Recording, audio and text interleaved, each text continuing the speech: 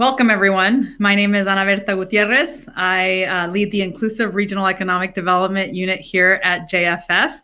We're so glad to have you in this session where we're going to be talking about investing in talent through inclusive economic development with a host of partners and co-hosted by our partners at the New Growth Innovation Network.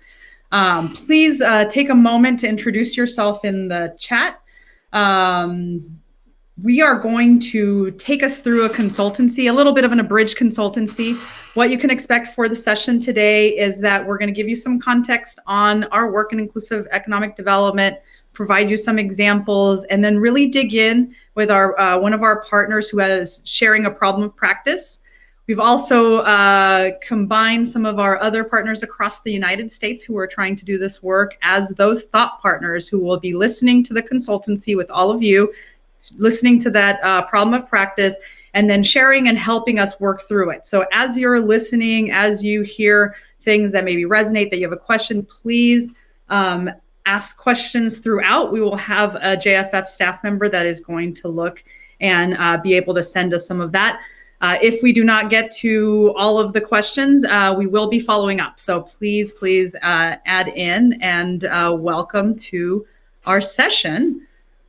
And I will go to the next slide just to share a little bit about what we do here. So at JFF, we have really, we really do a lot of education and workforce systems work historically.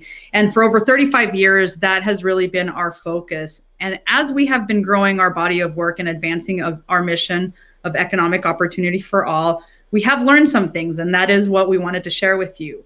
One of the key things we've learned is that we really see our work as interconnected and dependent upon not just education and training, but the places in which individuals are accessing education, training, and jobs, and the type of economic development, how they're growing their economy in those local areas, how those things are connected or not connected to the education and training activities. And really the big transformation that most of our partners are really looking for, and that is looking to have prosperity for all. So a lot of what we do is we think of our work as human capital, really looking at what does it take to support and uplift our partners, our communities. And we look at how the place-based conditions impact educational and economic outcomes. And a lot of that comes from, and I can say personally, having been a teacher for 14 years, that a lot of times the challenges that students face or that individuals face are connected to things that are beyond their control, whether it's housing insecurity, whether it's food insecurity, whether it's the negative environmental impacts based on where they live. All of those things impact whether or not individuals can access great education programs and succeed in them, and then be able to enter into those great quality jobs. So we have been learning a lot about what this work really looks like on the ground. A lot of what we tend to focus on is some of these guiding principles that really drive our work. And the first one is that when we talk about working with communities, or when we look at what our partners are doing, we really enter into that space with the principle of we need to have inclusion both in the process if we're really trying to get to those inclusive outcomes. Inclusive economic development brings gains not just to businesses, but to both communities and businesses. And we now understand over the course of the last 10 years, all of the research that has really pointed out how much economic mobility is a product of neighborhood conditions, and how important it is to really invest in the local assets that make communities more resilient, better able and better equipped to withstand economic shocks like the one we have just experienced over this last pandemic year. Finally, a lot of our work in action is really about cross-sector partnerships. Has been an anchor of the work of JFF for a long time. And some of the things we've been learning is that, we work in cross-sector networks for the purpose of really trying to coordinate, sustain the types of cross-sector partnerships that are needed in order to build these new systems that can get to those inclusive outcomes. We develop new ways of working and approaches to leadership and collaboration to equip folks to be able to navigate those spaces where they're working with equal partners as opposed to working within one jurisdiction. We prioritize equity and inclusion in both the process and the outcome, and our goal is really to integrate education and workforce development with economic development and place-based strategies as a way of more systemically growing an economy that can create the opportunity structures to provide benefits for all. And I'm happy and thrilled to introduce one of our partners from the New Growth Innovation Network, who's going to walk us through some case studies of what this looks like in their work. So everyone, please join me in welcoming Swati Ghosh, and I'll turn it over to you. Thank you, Anna, for that great kickoff and for that framing. I had planned on talking about, the multiple levers that we think about in inclusive economic growth, and they're not very different from what you talked about. Just that, human capital, just underscoring why we are here today, talking about human capital and how important that is in the work of and in the journey of communities on towards inclusive economic growth. But I do want to underscore the importance of this moment where we are at this point. The impacts of the pandemic have been huge, and they've been disproportionate for a portion of the population. BIPOC workers have been so severely impacted. Women have disproportionately left the workforce, and 7 million jobs are still missing. That's huge. So in order for communities to progress on inclusive economic growth principles and strategies, it will be important for, at the systems level, for economic development and workforce development to work together to address these, and holding inclusion and inclusive economic growth principles at the core.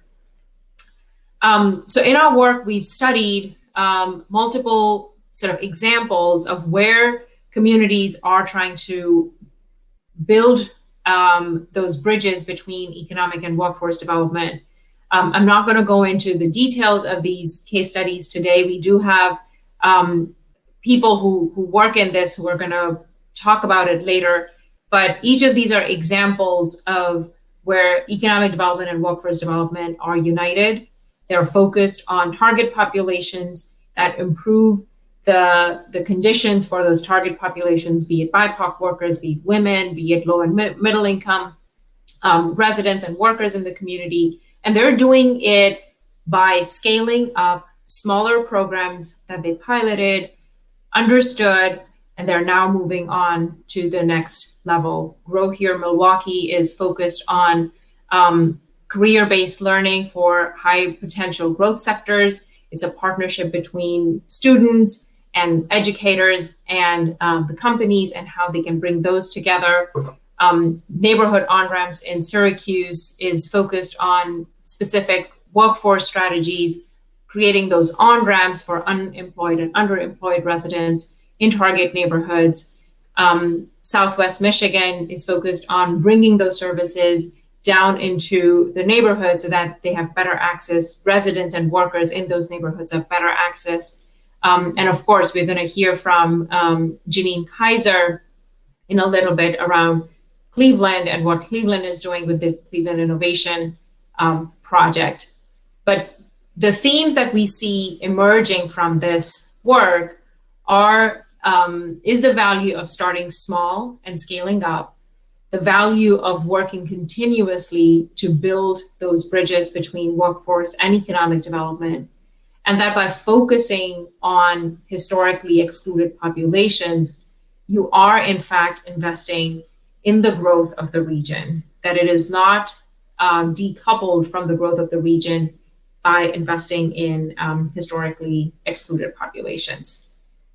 So with that, I want to introduce Janine Kaiser. She's the director of Cleveland Innovation Project Talent Initiative at the Fund for Our Economic Future in Northeast Ohio. She's done a lot of work on building collaborations between education, workforce, economic development, and community-based organizations. And we're looking forward to what she has to share about about CIP. Hi, everyone, and thank you, Swati, for the introduction. My name, as Swati mentioned, is Janine Kaiser. I'm joining you today from sunny Cleveland, where I work and am housed at the Fund for Economic Future, a philanthropic collaborative advancing growth and opportunity in Northeast Ohio. I realize I should be advancing slides. There we go. Okay, great. And so I'm here to talk with you today about the Cleveland Innovation Project with a focus on the talent strand of that initiative. Okay, so first I want to share a very brief note on Cleveland's context. So Cleveland is a proud and asset-rich community. We have strong community assets, cultural assets, research and corporate assets, and an enormous wealth of intellectual capital in our community. We also face headwinds, and while we have seen some growth in recent years, we have lagged our peers in terms of economic growth, and the distribution of that growth has not been even in our community. We have a lower concentration of innovation industries as one of our headwinds compared to some other communities that have rocketed forward in recent years. We started out as a place that had deep inequities by race and place. And we also have historically, while there's been great efforts in this area, have not reached scale at connecting our innovation economy to our efforts around inclusive prosperity to ensure that that growth is shared. I would add that another challenge and headwind that we face is we export our talent, is that we have been losing talent in recent years. And so over the course of a couple of years of planning and organization, a group of leaders in our community have come together from the economic development system, from our chamber, from our entrepreneurial ecosystem, and from philanthropy to champion in collaboration under the guidance of a steering committee comprised of community leaders, corporate leaders, civic leaders, and education leaders, the Cleveland Innovation Project. The project's vision is for that Cleveland will become a leading Midwest region for technology-led growth and inclusion by 2030. Cleveland understood to be a region, an economic region, and not the city itself only. So this work has a number of key focus areas, and I want to sketch this out very briefly just for context because it will help us understand our discussion and help situate the discussion with the other regions in a moment as well. So there are foremost, this is an inclusive economic development strategy. It has sectors at its core and growth of sectors at its core. And the sectors that have been selected by the Cleveland Innovation Project were selected because of their local assets and because of the baseline robustness we had. And ability to scale, as well, and from the very outset, the potential for inclusive growth in these industries. The focus industries or the focus sectors are smart manufacturing, health innovation, and water technology as the areas of focus and growth for the Cleveland Innovation Project. And what's important and exciting about this work for someone like me that has worked for most of my career in the workforce development space is that from the outset, the focus of those sector strategies have incorporated and been integrated with enablers for growth. Talent being one of them. So in particular, boosting diversity and scale of our STEM talent pool, capital, digital equity, and enhancing our innovation zones, a place-based dimension of this strategy. From the beginning, and so in addition to the what of this work, I want to say a couple of hows in the way that it's been working and set up. First is that this project has set and drives explicit diversity, equity, and inclusion goals. I would also add that a lot of the lift and collaboration of this effort is the combination of the brain power, resources, and collective voice of the partners and the steering committee of this table. And so efforts are focused on aligning and co-investment to lift up both our resource development needs in order to achieve our strategic goals, invest in resource capacity adequately, as well as drive increased and better outcomes for our residents. So I'll share just very briefly, and the purpose of sharing this slide is, this is a snapshot of the scorecard or of our goals set for this initiative. There's two things I would say here. One is that these goals are ambitious. These are additions to our baseline. And in the talent sphere, which is the double click we're doing today, is focused on scaling up both the scale and diversity of STEM talent in alignment with the growth of our sectors and the gaps that exist at present in our community. And so the target of 20,000 additional workers in these fields, 25% of them to be Black or Latinx, and 50% of them to be women. All of those are material increases from our baselines. I just have a couple more slides here. Oops. First is just to share the range of strategies incorporated within this and how we believe we will attain these goals working collectively. First is to underscore again that the most sizable increases and the most focus that we need in order to attain our goals and support inclusive growth are specific targeting around diversity, equity, inclusion within these strategies, as well as scale components. And so those are deeply integrated and a pointed focus of the projects that sit underneath these strategies. This is a wide range covering pipeline development, interest and readiness development, access development in K-12, scaling employer-led workforce development, expanding expanding experiential higher education so that we not only graduate more and more diverse STEM students from the higher education programs, but retain more of them within our community. Some attraction in the near term, especially acknowledging that many of our gaps are around highly experienced STEM and entrepreneurial talent, and then focusing on changing workplace behavior and employer strengthening workplaces so that employers can be at the most competitive possible to hire, retain, and advance their talent. And then one of the last slides I will share is just an example of how this work is coming to ground in practice.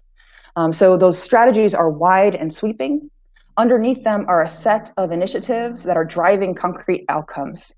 But what's important about that, and to Swati's point earlier about starting small and growing, is that these are not led necessarily by the steering committee of the CIP or by the CIP itself.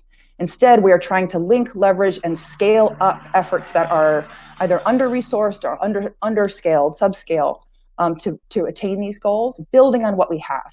And so the leads of these strategies and initiatives will vary by the work that's happening. They're tied to the sort of existing assets in our community and are poised for scale. And so the role of CIP varies across each initiative and strategy. In some cases, we are working to connect more employers to the strategies. In some cases, we're focused on advocacy and raising our collective voice or working together around fundraising in the region or out of the region to ensure that we reach sufficient scale in these strategies. These are just examples on the screen. The last thing I will share is where we are at present. So we are currently in implementation, but it's early. And so we are at that point now of working to get to scale and working to scale up our efforts and in alignment and both with a focus on resource development, on aligning efforts around monitoring and measuring our change. And all of those pieces are part of our process at present. And what I'll share now are two questions that are on my mind, our community, other communities that are working in this space. I think the Cleveland Innovation Project has set a great table. And as we move to scale, set a great table for success and driving inclusive outcomes. And as we move into implementation, as all of us know that work in this field, the movement from ideas into tactics and tactics to scaled tactics are where things get messy and tricky.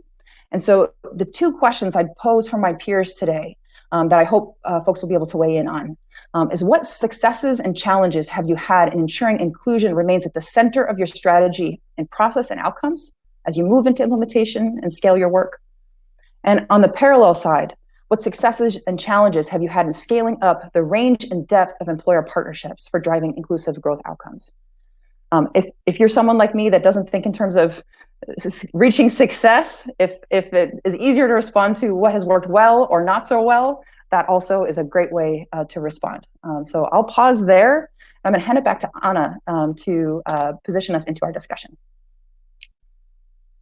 Thank you so much. I think these questions really get into the heart of it. As I mentioned, it's a little bit of an abridged consultancy in that we usually have clarifying questions for those for the audience to really ask Janine We had some prep, so some of those questions were asked. However, for the audience, please feel free to put them in the chat because we're always happy to follow up. What we're going to do right now is we're going to go ahead and introduce the consultant team. They will serve as the brain trust here for Janine to help work through those two questions, those problems of practice. We'll start by introducing our partners in Fresno. They're going to share a brief context of their work that wasn't profiled in the case studies, and then really go into how they're looking at these two questions and some advice that they'd have to share with Janine, and then transition over to our other panelists, Amy and Susan. So if we can go to the next slide. Oh, wait, I'm doing the slides. Sorry about that. Here is our consultant team. We have the pleasure of featuring Amy Durfee, from the Director of Workforce Innovation at Center State, CEO, Dr. Carol Goldsmith, President of Fresno City College, Susan Cohen, Vice President of Talent and Industry Partnerships in Milwaukee 7, and Deborah Nankville, CEO of the Fresno Business Council. So let's start a little bit with Carol and Deb. Tell us a bit about your work in Fresno and how you're thinking about those questions that Janine posed. Thank you. So one of the things I know we had some context with some slides, and this may be a good time to share those slides. And I don't see the slides on my screen, so I apologize. But I think it's important to talk about where Fresno is situated. We're in the center of California. When you hear California across the state, everyone seems to think that, we have lots of venture capitalists, everything's off a beach, and, life is great because we have wonderful weather. I'm here to tell you that's not quite the case. Actually, what we have here is a lot of economic disparity. And unfortunately, what we've been trying to work with is the Fresno Drive Initiative, which is a 10-year investment plan to really have an inclusive and vibrant whole economy for our region. And we're in the midst of talking about economic development, human capital, neighborhood development. All of these things are part of our process and what we're trying to do, because we know that getting a vibrant community is not just looking at our one thing. It has to be an inclusive area. And I'm getting an error message from my laptop, so I'm a little concerned now, but I'm going to ask if we could go to the next slide, talking about the regional K-16 collaborative, while I also try to get additional power source. Our regional K-16 collaborative, I happen to chair along with the Fresno State President, Dr. Joseph Castro, who just happenstance is now the chancellor of the CSU system. The California state system is now, he's there, so he knows of this work. In front of you, what you'll see is our collaborative, and it looks like a very messy slide, but what's interesting here is that you will notice that we have a partnership of K-12 and private and post-secondary universities, and it is an amazing collaborative where we're looking at those 9 key elements down at the bottom. We're looking at working with employers, looking at student supports, and a year-round approach to making sure we have 4 areas. We're focused on accounting, education, and not only people getting into the teacher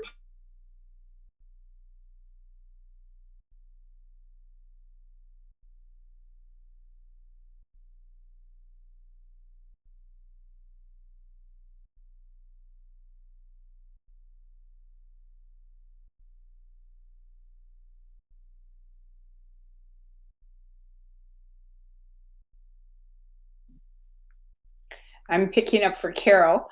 The K-16 collaborative is a critical tool for all of us to change the way education's working. And as she was explaining, the partners are many, from K-12 up to the community colleges to the CSU and even up to UC Merced. So we have a lot going on there. The idea here is to be able to address the race equity and inclusion issues in our region. As she said, this is an area where concentrated poverty has been chronic.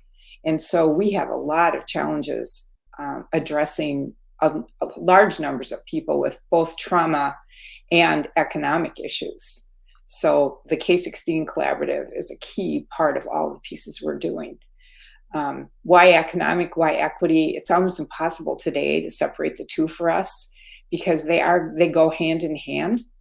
And we're looking at this as civic stewards of the whole. So when you start thinking about things as what would citizens do to improve the quality of life in their community, you wouldn't separate the economy from equity or the environment. So we're addressing all three at the same time. These are some of the data points about the challenges we've faced. Fresno is 59th out of 59 counties in California in terms of having the Black population at the bottom. Lots of data in here. I'll give you an idea. We see a huge opportunity coming up with manufacturing, advanced manufacturing, education, finance, and information. That's why those were selected as targets. This is now my slide that explains the role we're playing. The Business Council is a civic stewardship body that started 25 years ago to address concentrated poverty, and we've learned a ton. We're standing on the shoulders of many, many people. We can do this today because we've worked so hard to change the way we think and work together. Career Nexus is a civic infrastructure piece. It's intended to become owned by the stakeholders, education, nonprofits, and the employers all working together, and ultimately a public element of civic infrastructure. It's funded today by philanthropy because we're beginning. The pilots are going well. A key difference with Career Nexus is we're doing intensive preparation of interns so that they're addressing social and emotional issues as well as work culture. And at the same time, we're doing intensive preparation of our employers because many employers don't really understand the backgrounds a lot of people have. We found a terrific resource in Michigan called The Source, where manufacturers came together in order to focus on retention, 219% ROI for them. So people are starting to understand people with complicated lives can become your best workers if you support them in their lives and you prepare both sides. The biggest challenge, I think, when you're dealing with employers is they're under so much pressure. California in particular, so litigious. It's almost like we need to be really thinking about deep partnership, not just inclusion, but deep partnership and personal and collective responsibility within the workforce and across all sectors, that we're either all working on this together or some people have an entitled or privileged perspective. And so we're doing a lot of work around community values, lifting up everyone together, and moving forward. Thank you so much, Deb and Carol, who had some tech difficulties, but just in framing, I think similar to Janine's kind of description of her work, kind of the why and how they're seeing it, some of those initiatives that are really have been launched to drive that larger work. So let's go back to these questions, and I'd really like for us to hear a little bit from Amy and Susan. As you're kind of heard Carol and Deb, and as you're listening to kind of Janine's description and those two questions, what kind of advice? How are you guys approaching these questions that she asked? And I'll start with Amy. Yeah. Hi, everybody. My name is Amy Durfee. I'm a Center State CEO in Syracuse, New York, formerly of California. And for us, we have the work that we do in Syracuse is inside workforce development inside an economic development organization, and to ensure that, like the examples that we just heard, when economic activity is growing, that everyone in Syracuse can benefit from it. It's so exciting to hear about similar work that's happening around the country. So I know that we're not alone. But I will say, one of the things that's really important, that's been very important to the success of what we're doing in Syracuse in both construction and tech, is a mindset shift. So we have alignment between local government, economic development, and workforce development. And so having all of those institutions align towards common goals. We have explicit goals, like other regions, of diversifying, bringing more women and people of color into the tech industry and into the construction sector. And bringing those partners around the table, it takes time, it takes intensity, But that relationship building, changing those mental models, building those bridges across institutions and people who weren't working together before, and starting to get everybody moving towards a common goal, then the programs flow from those conversations and flow from that alignment. It makes everything easier, but it takes a long time to put that into place and to take advantage of the moments and the opportunities that present themselves. So stop there. Great. So much resonates. Susan, how are you seeing that? Again, same questions. Thank you. Thank you. I'm Susan Caton. I'm with the VP of Talent and Industry Partnerships at the Milwaukee 7. We're in Wisconsin. And I would say we share a lot of the same sort of demographics and challenges that Cleveland does. You know, we're a Rust Belt city. We don't like to use that word anymore, but we, you know, there's no other one that resonates as well with the audience. We have found that, you know, to be successful with this really difficult work and solving these wicked challenges, we really have to find that what's in it for me for every stakeholder at the table. And, you know, we have to think about that as table stakes and not as something that is, you know, wrong for them to want to ask for. You know, it makes sense that if you're going to commit time, talent, or treasure to collective work, that there should be some benefit to your organization as well as collective impact for the community. We don't do anything that's not data-driven or evidence-based, and we like to set attainable goals that scare us. That's how we talk about the goals that we set. They have to be, you know, ambitious enough to scare us and to facilitate and maintain a sense of urgency that keeps people moving. But they also have to be attainable. There's nothing worse than 5 years later coming to the microphone and being like, yeah, that was cute that we thought that would be able to happen, but you know, no go. And lastly, I would say, I mean, I can dig deeper into any of these, but include unlikely bedfellows. So, you know, the typical collective impact, oh yes, we've got education, we've got K-12 and higher ed at the table, we've got economic and workforce development. But we do find in Milwaukee, at least, that hasn't been enough. You know, those groups have been meeting for decades at this point, and we still have not moved the needle. We have tremendous disparity in Milwaukee. We have a long way to go. So of late, we've had some really interesting organizations come to the table that may have not been there before.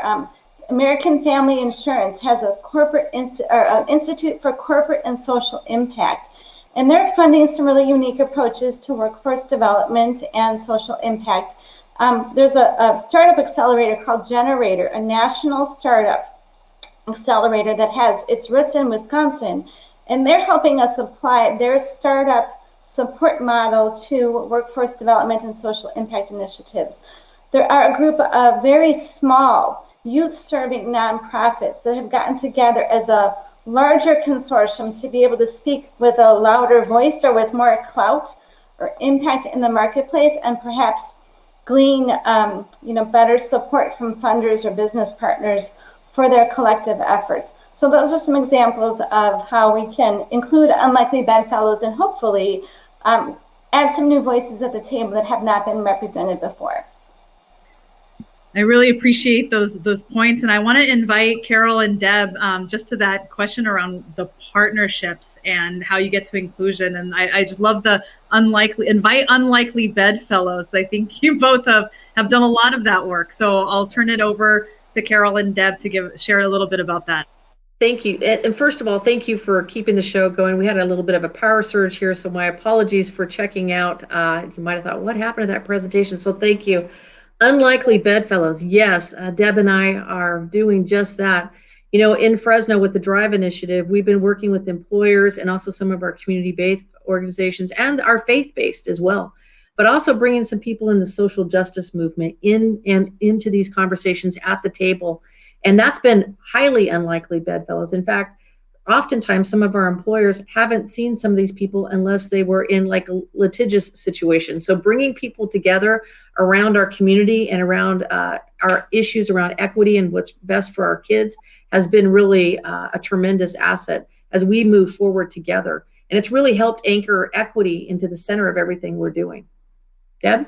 The other piece of that I think is critical, I was really impressed with Governor Kasich's comments. I led Common Cause in Minnesota, so I'm used to government serving as civic stewards, not polarized. Our mayor that was recently elected has been doing a phenomenal job in helping us really take a look at inclusive economic development, working with all sides. And the leader of our community foundation is the former mayor, and she's outstanding. And she's the one that's been facilitating drives. So we're really starting to teach people that you want to get stuff done, elect civic stewards. Stop electing people that are influenced by one side or have a narrow perspective. This work is collective work. It's comprehensive work, and it takes a CEO mindset. Yeah, I really appreciate that, both in the call out for the role of your civic partners as well as your social justice and your community partners. And I want to maybe throw that back over to Amy.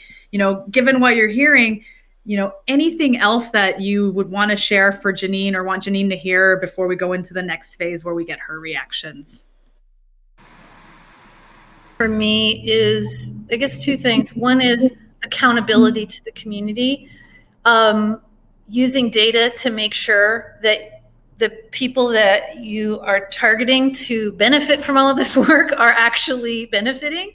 The other piece that we keep front of mind all the time is careers, that we are not just training people for a job, but you want to get people into a position where they can get on a career ladder that will transform their lives.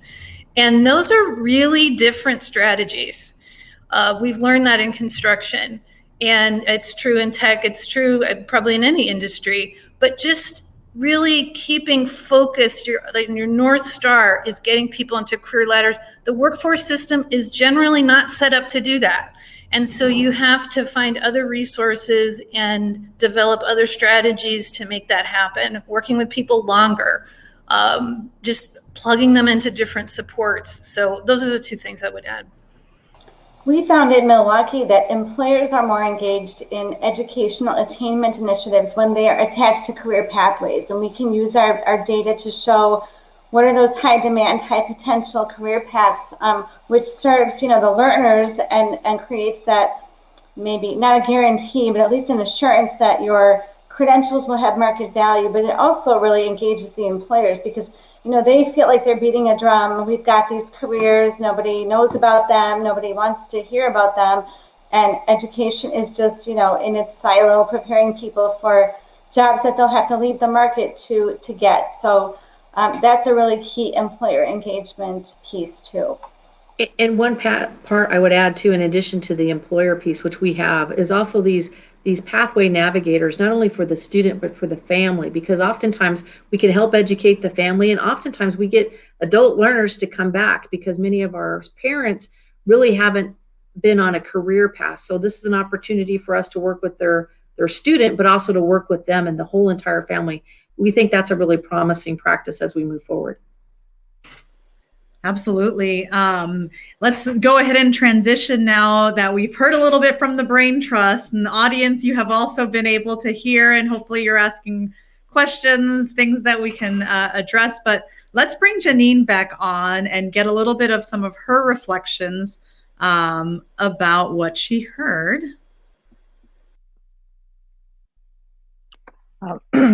First, I just want to say thank you for your comments all. I think that was super interesting, exciting to hear how other folks are thinking about the work in their regions. And examples are also, I find, really inspiring. A few things really resonated with me and stood out in your comments. And one, I think it sort of reinforced some of the instincts and the directions that we have embedded in the Cleveland Innovation Project as well. But a few of them, I just want to say again, because they really sat with me. First, I heard the emphasis on a vision that inspires and galvanizes. And I think one of our partners, I'm not sure if it was Amy or who it was, that said that scares but isn't crazy or something like this around goals. And that definitely stood out to me as an important piece of the puzzle. I think the second thing that really stood out was the emphasis on inclusion process and thinking about that from ensuring that the table that you're setting includes voices that may or may not have been the usual suspects in your collaboration. I think that this is an area that we can continue to grow in Cleveland, and that in this discussion, I heard great examples from additional depth in community-based organizations and youth-serving organizations and civic actors and partners. And I think that this is a place that we can continue striving, and I imagine all of our communities can continue deepening in that area. And then I think the third thing that, well, two more things, I guess. A third thing that really struck me and reinforced for me and aligns very much with our thinking in this strategy is this idea of career path and movement towards and past living wage jobs and to ensure fulfillment in addition to economic stability for residents. And I think that is a guiding star in this, and part of, at least for Cleveland Innovation Project, why we selected the sectors we did. But I think calling that out just explicitly and often is critical, and I loved that comment. And then the last one that I keep coming back to and I'm really sitting with is around accountability. And ensuring that data perspective and rigor in understanding that outcomes that are being had are truly inclusive and are truly driving change around inclusion in our community. And I think that's going to be an ongoing and ever focus or an ever important part of this work. And so I would just say, again, I appreciate everyone's comments. It is inspiring and excellent to learn from other communities. And I hope that someday we will be able to share even more as well from Cleveland. So thank you very much.